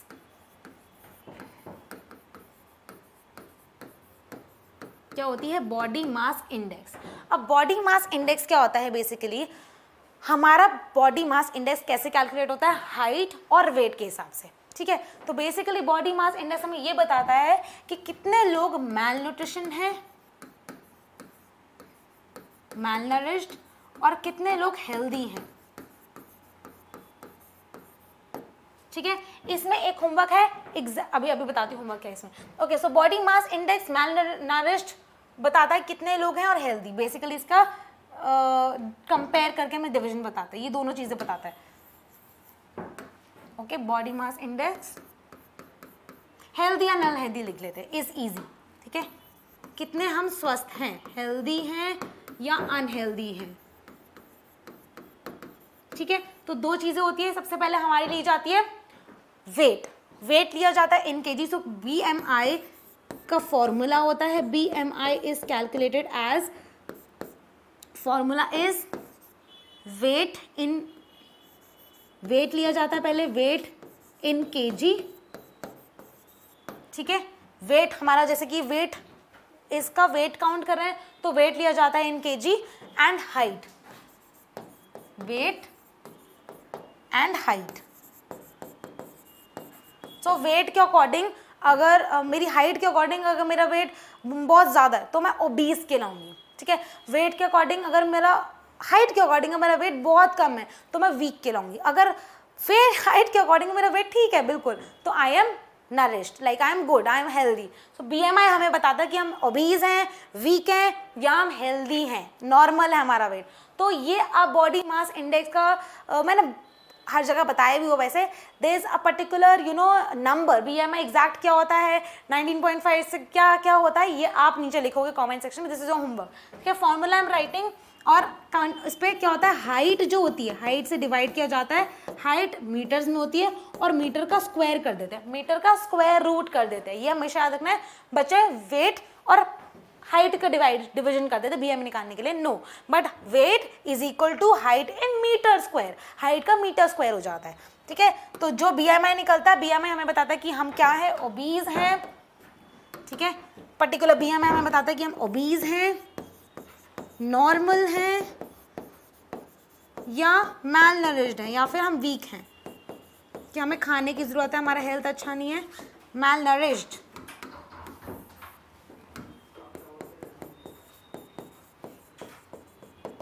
ठीक है, मैल नरिश्ड को हम यहाँ पे वीक भी बोल सकते हैं कि हम वीक हैं. ठीक है, ये हमने किया BMI. और हमें ऑफ कोर्स अच्छा स्वस्थ बनने के लिए हमें फ्रूट्स, वेजिटेबल्स, दूध, घी, अंडे सब खाने चाहिए. And for all you all, मैं थोड़ा सा, आपको पता है थोड़ा सा मोल साइंस ही पढ़ाती हूँ बीच में. सो यहाँ पे फॉर एग्जाम्पल कोई health wise is not good और कोई वीक है, so we should never body shame them. क्या होता है इससे, of course a body structure, कई बार ऐसा होता है कि सिचुएशन ऐसी हो जाती है, there are so many other things जहाँ पे हमारे हाथ में कंट्रोल में चीज़ें नहीं होती, because of situation, because of family, because of other ample amount of reason. So we should never, ठीक है, हेल्दी रहना हमारे हाथ में है, अच्छा खाना, अच्छा पीना, ये सब हमारे हैंड में है. We should eat good food, healthy food, vegetables. We should not avoid junk food, बचपन से सिखा रहे हैं. बट ऑफकोर्स कई बार फॉर सिचुएशंस ऐसी हो जाती है जहाँ पे children are obese, they are weak. We should never जज them and we should never body shame them. It's okay, ठीक हो जाएगा. We should give them time instead of judging them, instead of body shaming them. This is a bad manners and this is really bad. So as a teacher I think I should after explaining this we should also come up with this कि body shaming, #no body shaming. We should not body shame anyone. ठीक है, किसी के हालात ऐसे होते हैं because someone is going through something, we cannot judge them, we cannot judge them by their body, right? So we should we should give, even our friends, we should give them time. It's okay. We should give them positivity, we should give them hope. अच्छी बातें करनी चाहिए उनसे. It's okay. If they are like this, it's okay. Time will heal them. Okay, of course we should eat good food, that is the reason कि we are understanding BMI. और good habits, again we should eat green vegetables, green leafy vegetables, carrots, दूध पीना चाहिए, cheese, fruits and everything, we should eat all those things. पढ़ाई के साथ साथ we should also be healthy, mind को healthy करने के we should eat good foods. ठीक है, again this is a moral science. Vegetables, fruits, these are very good. ठीक है, कई बार हमारा स्किप हो जाता है, but try not to skip all these things. Milk, ghee, but in a good quantity. मतलब ऐसे नहीं बहुत ज़्यादा हम घी खाई जा रहे हैं, अब मैम ने बोल दिया तो भाई बहुत ज़्यादा दूध पी रहा है, नहीं, इतना भी नहीं. In good some sufficient quantity अपनी हिसाब से. Okay, so this is BMI. And the last topic which we are on to is okay ये भी रहता है, sorry. So there is one more thing जिससे हम अपनी देशों को डेवलपमेंट के हिसाब से हम कंपेयर कर सकते हैं. सो ह्यूमन डेवलपमेंट रिपोर्ट निकलती है, इसको हम बोलते हैं HDI, या फिर ह्यूमन डेवलपमेंट रिपोर्ट, इसको बोलते हैं HDR. HDR human development report, HDI human development index.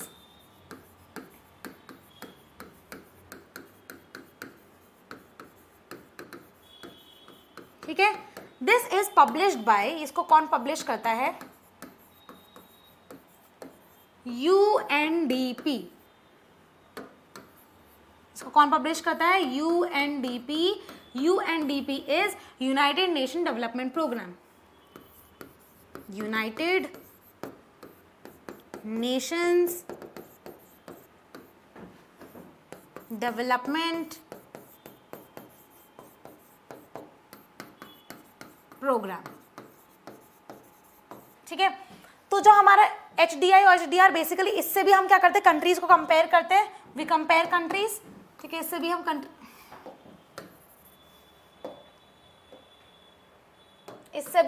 Compare countries को कंपेयर करते हैं उनके डेवलपमेंट के हिसाब से. ठीक है, बट इसमें हम क्या करते हैं, जैसे कि हम अगर वर्ल्ड बैंक के हिसाब से देखें, यूनाइटेड नेशन वर्ल्ड बैंक के हिसाब से देखें, तो हम वो करते हैं, दैट इज एवरेज इनकम. ठीक है, but UNDP that is United Nation Development Programme publish करता है एक रिपोर्ट. ये एक रिपोर्ट होती है, पूरे साल में एक बार निकलती है. ठीक है, और ये होती है basically human development index, human कितने डेवलप हो रहे हैं. तो इसके अंदर पर कैपिटा इनकम के साथ साथ कहते हैं ना इनकम एंड अदर गोल्स, वो भी कैलकुलेट होते हैं. ठीक है, सो अगर हम देखें, it measures income as a measure of human development report. Okay, so it consider health and education indicators.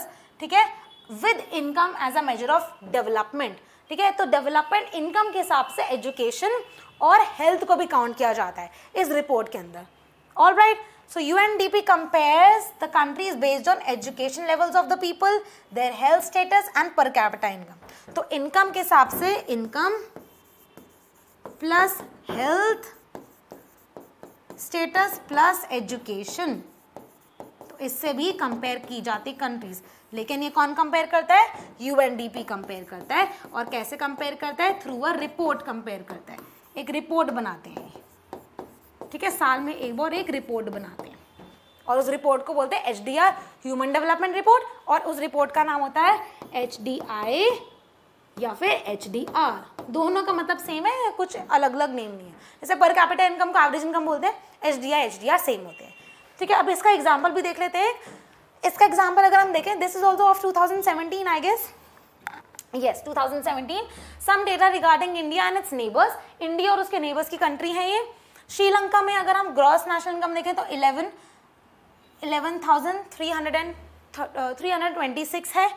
Life expectancy, अब ये इसके अंदर तीन चीज़ें होती हैं. इसके अंदर क्या होती है? एक तो लाइफ एक्सपेक्टेंसी होती है, जैसे कि हमने वहाँ पे किया था. There were 3 other things, right?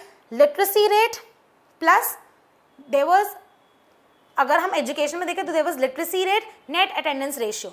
अगर हम सिर्फ उसकी देखें, ओके, तो HDI स्टैंड्स फॉर, अगर हम उसकी देखें सिर्फ एजुकेशन में देख ली हेल्थ की, तो that was infant mortality rate. यहाँ पे इन्फेंट मोर्टालिटी रेट की जगह क्या आता है? लाइफ एक्सपेक्टेंसी, कि यहाँ पे बेसिकली लोग मर नहीं रहे, लोग कितना जी रहे हैं. तो फॉर एग्जांपल 60 की लगभग एज में लोग जीते हैं, 60 साल के बाद वो मर जाते हैं, तो लाइफ एक्सपेक्टेंसी मतलब कितनी हम एक्सपेक्ट कर सकते हैं लाइफ लोगों से, 60 साल की उम्र है, या अगर हम देखें कि 50 साल में लोग जीते हैं, तो that is the age basically. तो life expectancy at birth denotes average expected length of life, कितना इंसान जी रहा है at the time of birth, birth से लेके जब से वो पैदा हुआ है कितना इंसान जीते हैं, 50 साल तक जीते हैं, 60 साल तक जीते हैं, that is the expectancy of life. तो एवरेज निकाल देता है उसकी भी, ठीक है। ओके, सो अगर हम श्रीलंका की लाइफ एक्सपेक्टेंसी देखें तो 75 साल लोग जीते हैं, ठीक है। मीन स्कूल, और ये बच्चों में कंफ्यूज होता है, mean years of schooling of people aged 25 and above. Basically mean years क्या होते हैं, mean years include your primary, secondary, higher. और अनरिलोडेड children also got confuse between the mean years of schooling. इसका मतलब होता है कि 3 लेवल्स ऑफ स्कूलिंग, आप बचपन से लेके 12 तक स्कूल गए हो, उसके बाद आपने हायर स्टडीज किया, that is a different thing. So mean years of schooling मतलब primary, secondary and higher income, और sorry higher education, that is 12th तक आपने किया है, ठीक है। तो उसका है 10.9, दैट इज ऑफ कोर्स इतने लोग स्कूल गए हैं, ठीक है। This is a percentage basically, okay, इतने ईयर्स में बच्चे स्कूल गए हैं, okay, this is years basically counted as years. Next is HDI rank in the world, ये HDI रैंक है HDI रिपोर्ट के हिसाब से, तो दिस इज रिपोर्ट।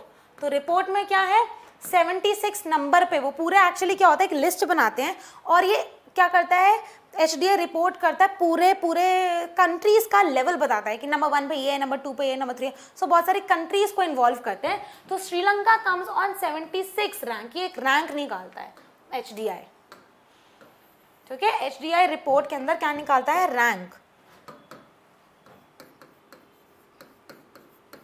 रैंक करता है बेसिकली कंट्रीज को,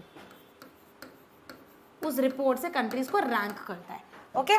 सेकेंड इंडिया देखें तो इंडिया की पर कैपिटा अगर हम इनकम देखें तो 6,353 थी, 68 ईयर्स तक लोग जीते हैं, 6.4 उसका मेन ईयर्स ऑफ स्कूलिंग है, लोग इतने स्कूल अटेंड करते हैं, 130 उसकी रैंक है स्कूल की, सॉरी पूरे देश की HDI रैंक है, which is okay. Then Myanmar, Pakistan, Nepal, Bangladesh नीचे नीचे नीचे हैं, बट अगर हम बांग्लादेश की देखें per capita income is normal, कम है, लोग जितना जी रहे हैं लाइफ एक्सपेक्टेंसी अच्छी है, दैट इज 72, देन स्कूलिंग कम है, एंड द रैंक आता है 136। 150 आता है हमारा पाकिस्तान का रैंक, विच इज बहुत ज़्यादा नीचे है, ठीक है, और ज़्यादा सबसे सही है श्रीलंका का, ओके। एंड इसके अंदर भी लिखा per capita is calculated in dollars for all the countries so that it can be compare, ताकि हम कंपेयर कर सकते हैं और एक यूनिफॉर्मिटी रहे, ओके, करेक्ट। तो 189 टोटल कंट्रीज होती हैं, अब शायद चेंज होगी, अब ज़्यादा कंट्रीज होती हैं HDI के अंदर, alright. So with this now we are coming to the last one, and this is basically बहुत ही, it's a very interesting topic, last topic of the economics chapter development, and this chapter the name is, this topic's name is sustainability of development, ठीक है। तो basically this is an alarming situation also. अब alarming कैसे बोल सकते हैं, basically for example कुछ चीज़ें हैं, अब this is a quote which is in from your book and which is very nice quote, we have not inherited the world from our forefathers. Basically हमारे forefathers, दादा दादी, परदादा परदादी and there पूर्वज, ठीक है, हमने उनसे इनहेरिट नहीं किया, बल्कि हमने जो आने वाली जनरेशन है, ठीक है, उनसे उधार लिए, but we have borrowed it from our children. तो बेसिकली जो हमारी आने वाली जनरेशन है, हमने उनसे उधार लिया, विच मीन्स कि हमारे पास कुछ मदर अर्थ ने हमें रिसोर्सेज दिए हैं, ठीक है, mother earth has provided us with some resources, okay. तो अब मदर अर्थ ने हमें रिसोर्सेज तो दिए हैं, okay, green green green green, okay, mother earth ने हमें कुछ रिसोर्सेज दिए हैं,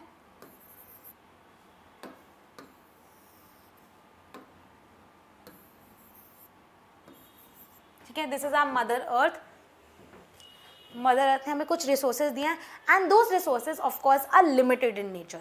ऐसा नहीं है कि हम उसको ओवर यूज कर दें या हम उसको एक्सप्लॉइट कर दें। So we got some resources, of course we got free of cost from mother earth, but ऐसे नहीं है ना कि उन रिसोर्सेज को हम यूज करके एक ही दिन में खत्म कर दें। सो ऐसे कुछ रिसोर्सेज दिए हैं जो कहीं होते हैं रिन्यूएबल रिसोर्स। रिन्यूएबल रिसोर्स वो होते हैं जो अपने आप रेप्लेनिश हो सकते हैं या अपने आप कुदरत जिसे कहते हैं रेप्लेनिश हो सकते हैं, अपने आप वापस आ सकते हैं। ठीक है, रेप्लेनिश हो सकते हैं, अपने आप वापस आ सकते हैं। ठीक है, उसमें से एक ऐसा रिसोर्स होता है वाटर, जिसको हम कहते हैं ग्राउंड वाटर। ठीक है, अब ग्राउंड वाटर एक ऐसा रिसोर्स है जो हमें मदर अर्थ ने दिया ऑफ कोर्स, और ये कहीं ना कहीं रिन्यूएबल रिसोर्स है। ये कहीं ना कहीं कौन सा रिसोर्स है? रिन्यूएबल रिसोर्स है, बिकॉज ये थ्रू रेन एंड अपने आप नीचे ग्राउंड वाटर से अपने आप आ जाता है वापस। रेप्लेनिश मतलब वापस आ जाना। बट विच डजंट मीन कि हम इसको ओवर यूज कर दे, विच डजंट मीन कि हम इसको खत्म कर दे, या ऐसा है कि इसको आज ही यूज करके सारा खत्म कर देते हैं। No, because we have to keep it for our future generation also. अब ऐसे देर एन अलार्मिंग सिचुएशन जहाँ पे बोला जाता है कि यहाँ का ग्राउंड लेवल तो होते हैं ना, बोरिंग की मोटर लगाते हो, तो यहाँ का तो ग्राउंड लेवल बहुत नीचे तक जा चुका है, विच मीन्स कि water day by day is getting over. अगर हम उसको ओवर यूज कर देंगे तो कहीं ना कहीं खत्म ही हो जाएगा एक दिन, राइट? तो ऐसी कुछ रिसोर्सेज हैं हमारे पास जिनको बोलते हैं रिन्यूएबल रिसोर्सेज, अपने आप आ जाएंगे। बट कई बच्चे पूछते हैं मैम अगर अपने आप आ ही जाएंगे तो ये खत्म क्यों हो जाता है? बिकॉज हम इसको ओवर यूज कर देते हैं। ये खत्म नहीं होता, यूजुअली नहीं खत्म होते, अपने आप रेप्लेनिश तो होते हैं, but the point is we overuse it, overuse, and this is an alarming situation because यहाँ पे this is a sad situation because आने वाली जनरेशन को क्या पता पानी मिले ही ना मिले, बिकॉज रेप्लेनिश तो होंगे डेफिनेटली, पर धीरे धीरे होते हैं, स्लोली होते हैं रेप्लेनिश। एकदम से यूज किया, मोटर नहीं है, फटाफट पानी आ जाएगा, नो, स्लोली स्लोली रेप्लेनिश होते हैं। और अगर एक ही बार में सारा खत्म कर दिए तो नो डाउट कि आगे वाली जनरेशन को पानी मिले ना मिले। तो हम बेसिकली क्विक स्टेप्स कर सकते हैं वाटर को सेव करने के लिए, जैसे बचपन से सिखाया गया, वाटर को बंद कर दो, पानी पी रहे हैं तो उसको ढंग से पानी पियो, यू नो, ये छोटे छोटे स्टेप्स होते हैं जिससे हम ऑफकोर्स ध्यान रख सकते हैं, क्योंकि आने वाली जनरेशन को शायद पानी ना मिले। सो this is the only one thing. And उसके अलावा देर is one more type of resource जिसको बोलते हैं नॉन रिन्यूएबल रिसोर्स, जो तो इतनी क्वांटिटी में मदर अर्थ ने हमें दी है। ठीक है, नॉन रिन्यूएबल रिसोर्स जैसे बोलते हैं क्रूड ऑयल, आपकी बुक में भी सेम एग्जांपल है। ठीक है, क्रूड ऑयल एक ऐसा एग्जांपल दिया है आपकी बुक में, विच मीन्स इसके अलावा देयर सर्टेन ओर्स, मिनरल्स हैं हमारे पास। ठीक है, मिनरल्स हैं, ओर्स हैं, ओर्स एंड मिनरल्स बेसिकली जो लिमिटेड क्वांटिटी में मदर अर्थ ने हमें लिमिटेड क्वांटिटी में दिए, और अगर हम इसको यूज कर देंगे तो कोई गारंटी नहीं है कि ये वापस आ जाए, अपने आप नहीं आ सकते, दे आर नॉन रिन्यूएबल, अपने आप रिन्यू नहीं हो सकते। तो अगर हम इस लिमिटेड क्वांटिटी को ओवर यूज कर देंगे, अब यहाँ पे हम ये तो हम ओवर यूज करते हैं, लेकिन इसको हम क्या करते हैं? एक्सप्लॉइट करते हैं। और कैसे करते हैं? हम इसको ओवर एक्सप्लॉइट करते हैं। एक्सप्लॉइट तो करते हैं लेकिन ओवर एक्सप्लॉइट। तो आने वाली सिचुएशन क्या हो जाएगी? आने वाले टाइम में हमारे पास ये ओर्स नहीं बचेंगे और आने वाली जनरेशन में हमें बेसिकली ये चीज़ें नहीं मिलेंगी। जो आने वाली जनरेशन है उनको ये सब नहीं मिलेगा। So it's better we should use our resources wisely. ठीक है, we should use our resources wisely.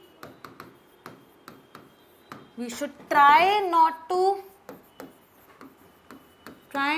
to overuse and overexploit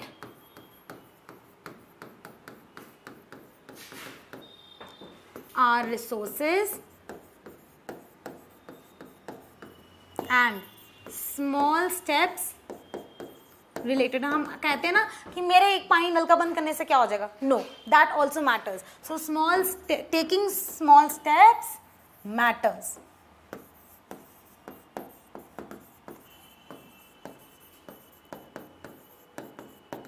okay, every small step matters basically.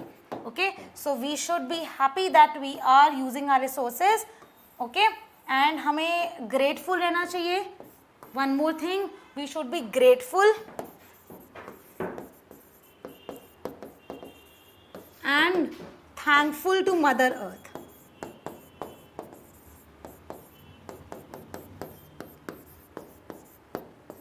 Okay, rather than exploiting and overusing. All right, children, so with this we have completed our first chapter of economics, that is development, and now with the next lecture we will start again with the political science chapter 2. All right, thank you so much. See you next time with the next lecture of political science. Thank you so much, children. Okay, bye.